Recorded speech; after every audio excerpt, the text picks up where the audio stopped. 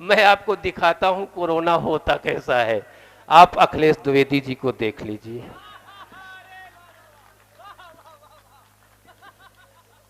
हाँ, गड्ढों से मुक्त सड़क होगी, ये वादा मेरा है। अरे सारे गड्ढे भर जाएंगे, बरसात तो आने दो सारे। अरे मुलायम जी ने मोदी जी के कान में कहा, हाँ मित्र मित्र मित्र तुमने एक काम अच्छा यही किया, हाँ मित्र तुमने एक काम अच्छा यही किया। अरे सदा सुखी रहोगे यार, जो बेटा पैदा। वाह वाह। मैंने कहा 5 आयाम पंच चुचुमुक, पांचों चुचुक मुचुक पंच चुचुमुक, समझे? तो उसने कहा नहीं। तो हमने कहा फिर जीएसटी क्या समझोगे? अरे क्या व्यंग किया। दिलों के दर्द की, दिलों के दर्द की कोई टिकिया नहीं होती, और चुभ जाए जो बात वो घटिया नहीं होती। और मुझे मालूम है तमाम घरों की कीमत, मगर वे घर घर नहीं लगते जहां बिटिया नहीं होती, जहां बिटिया नहीं होती। क्या बात। हालांकि अब ऐसी पवित्र पंक्तियां सुनने के लिए अब मुझसे उम्मीद मत करिएगा। हम लोगों से कहा गया था कि 7 बजे कार्यक्रम शुरू हो जाएगा। जी भैया। हम लोग 7 बजे आ गए, यहां कोई माहौल नहीं था। तो हमने कहा यार कुछ लग नहीं रहा है, 7 बजे कहे थे, 8 बज रहा है। तो हमको मिल गए यहीं इमरान भाई कहीं होंगे। इमरान भाई मिल गए जो यहाँ के कोऑर्डिनेटर हैं। मैंने कहा इमरान भाई आपका ये कार्यक्रम क्या 9 बजे तक शुरू हो जाएगा? इमरान भाई ने कहा और का बात मेरे समझ में कम आई। तो हमने कहा चलिए कोई बात नहीं है। तो हमको आज के संचालक भाई बंधु जी, हमने कहा कि बंधु भैया आप ये बताइए आपका ये कार्यक्रम 9 बजे तक शुरू हो जाएगा। बंधु भैया ने कहा और का। हम कहा यार सब खागा वाले एक ही भाव हैं। तो हमने कहा चलिए कोई बात नहीं। मैं बहुत ही ऊर्जावान हमारे ब्लॉक प्रमुख जी, हमने कहा ये सही बताएंगे। हमने कहा कि ब्लॉक प्रमुख जी आपका ये कार्यक्रम क्या 9 बजे तक शुरू हो जाएगा? आदरणीय अक्षय भैया ने कहा जी हां। मैंने कहा यार मैंने 2 लोगों से पूछा तो उन्होंने कहा और का। अब आप कह रहे हैं जी हां, इसका क्या मतलब? वो बोले कुछ नहीं नजर भाई, जो पढ़े लिखे नहीं हैं, गंवार हैं, वो कहते हैं और का, और जो पढ़े लिखे हैं वो कहते हैं जी हां। तो मैंने कहा ओ इसका मतलब आप पढ़े लिखे हैं, कहें न और का।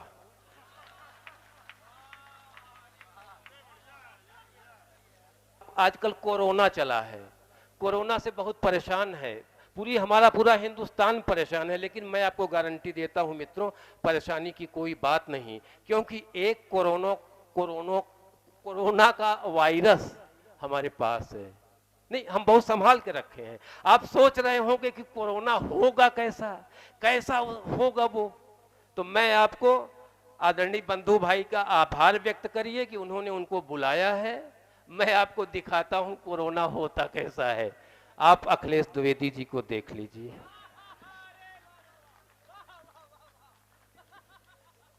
हाँ हाँ, यहाँ पे हम देख रहे हैं शुरू से ही कि हमारे कई पार्टी के लोग बैठे हुए हैं। मित्रों मैं आपसे निवेदन करता हूं, मैं राजनीति की बात तो कतई नहीं करता, लेकिन आपसे ये चाहता हूं कि आप इस समय जब ये आप लोग तालाब में बैठे हुए हैं तो आप यहाँ तालाब के हो के रहिए। आप अपना लिबास उतार दीजिए अगर किसी पार्टी के हैं तो, जितनी देर आप यहाँ रहे। सुनिए, हाँ भैया मैं ये कह रहा हूं कि वतन की आन लिखता हूं, वतन की शान लिखता हूं, और शहीदों की शहादत का सदा गुणगान लिखता हूं। अगर कोई कहे 2 शब्द ही लिखना जरूरी है, तिरंगा प्यारा और अपना हिंदुस्तान लिखता हूं। हालांकि अब मैं ऐसी पंक्तियां नहीं पढ़ता भाई साहब, अब मैं राष्ट्रभक्ति नहीं पढ़ता। असल में हमारी पत्नी ने हमको मना कर दिया कि तुम राष्ट्रभक्ति की कविता मत पढ़ा करो। हमने कहा क्यों न पढ़ें? तो उसने कहा पढ़ोगे तो चिल्लाओगे, जैसे हमारे भाई अभी देख रहे थे आप, पढ़ोगे तो चिल्लाओगे। मैंने कहा यार राष्ट्रभक्ति तो चिल्ला के पढ़ी जाती है। तो उसने कहा तुम मेरे हर काम में टांग अड़ाते हो। अरे जब घर पर चिल्लाने के लिए मैं हूं तो तुम काहे चिल्लाओगे? भाई साहब मैं पत्नी की बात मान गया। अब देखिए हमारे भैया बहुत अच्छे लग रहे हैं। अब आप भी हमारे ख्याल से देखिए, ऐसा है ना, एक चीज बता दें आपको, भैया हमारे बहुत अच्छी शेरवानी में है, मैं भाई को सलाम करता हूं। अब मित्र मैं ये कहता हूं, ये एक चीज बता दें, सर कितनी भी बढ़िया शेरवानी पहन लें, भाई साहब कितनी भी बढ़िया जैकेट पहन लें, लेकिन घर पर सबकी यही स्थिति है। हाँ, पत्नी की बात मानना पड़ता है।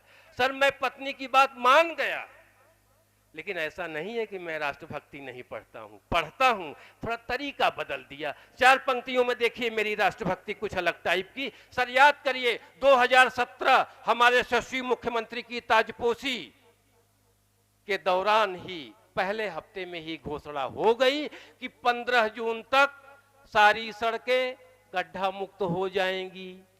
अब भाई बड़ा प्रदेश है, नहीं हो पाया, बहुत काम है, वो गड्ढा ही पाटे का। तब मेरी राष्ट्रभक्ति जगी, मैंने लोगों को समझाया, और आज यहां भी समझा के जा रहा हूं कि आंखों में आंसू भी होंगे, आंखों में आंसू भी होंगे, जज्बात तो आने दो और पूरे सारे सपने होंगे, रात तो आने दो और गड्ढों से मुक्त सड़क होगी, ये वादा मेरा है। अरे सारे गड्ढे भर जाएंगे, बरसात तो आने दो सारे। जी मैं बताता हूं भाई साहब, एक बात बता दे आपको कि नहीं भांट में दरबारों का, आनंद लीजिएगा सर, मेरी पंक्तियों पे बहुत गौर मत करिएगा। नहीं भांट में दरबारों का, नहीं किसी से। हाँ भैया, चलो चलो कोई बात नहीं, पहले ऐसे हमसे भी हो जाता था जब पहले मैं यही काम करता था। अरे यार इतनी धीमी मत कर देना कि नहीं भांट में दरबारों का, नहीं किसी से डरता हूं, जनगण मन का संवाहक, सच को सच ही कहता हूं। वाह सर ये पंक्तियां आपको पसंद आई हो या ना आई हो, हमारे यशस्वी प्रधानमंत्री जी को बहुत पसंद आई। रात में उन्होंने फोन किया, बोले नजर भाई मैं तो बहुत दिनों से एक ऐसे कवि को ढूंढ रहा था जो कुछ करे ना करे, मंचों से सच को सच तो कहे। मैंने कहा आदरणीय प्रधानमंत्री जी, मैं भी विगत 10-12 सालों से एक ऐसे ही प्रधानमंत्री को ढूंढ रहा था जो कुछ करे ना करे, भाषणों में कहे तो। अरे भाई पांडे जी क्या बात है, जिंदाबाद। कुछ लोगों ने ताली बजाई, जिन्होंने नहीं बजाई मैं जानता हूं क्यों नहीं बजाया। वो जिन लोगों ने ताली नहीं बजाई वो ये सोच रहे हैं कि 2 पैसे के नजर इलाहाबादी प्रधानमंत्री से बात करेंगे। भाई साहब जब से हमारे देश में केजरीवाल का प्रादुर्भाव हुआ है, मैं हर बात का सबूत रखता हूं। क्या बात? मैं केवल 4 पंक्तियों में आपको यह सबूत देना चाहता हूं कि मेरी आनंद लीजिएगा, मेरी प्रधानमंत्री जी से बात होती है कि नहीं। अरे सर मेरी बराबर बात होती है। मैं आपको एक उदाहरण देता हूं, सबूत। क्या बात? 2017 हमारे यशस्वी मुख्यमंत्री की ताजपोशी यानी शपथ ग्रहण समारोह, याद करिए मंच पर आदरणीय मोदी जी तो थे ही, लेकिन आप गौर करेंगे तो आपको याद आएगा कि मंच पर माननीय मुलायम सिंह जी भी थे। बेशक बेशक। और थोड़ा सा ध्यान देंगे तो आपको याद आएगा कि माननीय मुलायम जी ने मोदी जी के कान में कुछ कहा था। जी कहा था। क्या कहा था? किसी को नहीं पता। वो इसलिए नहीं पता कि आप लोगों की तो प्रधानमंत्री से बात होती नहीं। आदरणीय मुलायम जी ने, आदरणीय, अगर मेरा जवाब सही, आनंद लीजिएगा, अगर मेरा जवाब सही होगा तो मैं आपका आशीर्वाद चाहता हूं। आदरणीय मुलायम जी ने माननीय मोदी जी के कान में क्या कहा होगा? आदरणीय मुलायम जी ने माननीय मोदी जी के कान में क्या कहा होगा? आप लोग सोचते हैं माजरा कुछ खास रहा होगा। अरे मुलायम जी ने मोदी जी के कान में कहा, हाँ। मित्र मित्र मित्र तुमने एक काम अच्छा यही किया, हाँ। मित्र तुमने एक काम अच्छा यही किया, अरे सदा सुखी रहोगे यार जो बेटा पैदा। वाह वाह वाह, अरे पांडे जी कहाँ ले गया? तालियां जोरदार होनी चाहिए भाई, क्या बात है, ये कवि की कल्पना है। हाँ जी, हाँ जी। देखिए एक बात बता दे ये इसी का तो लफड़ा था।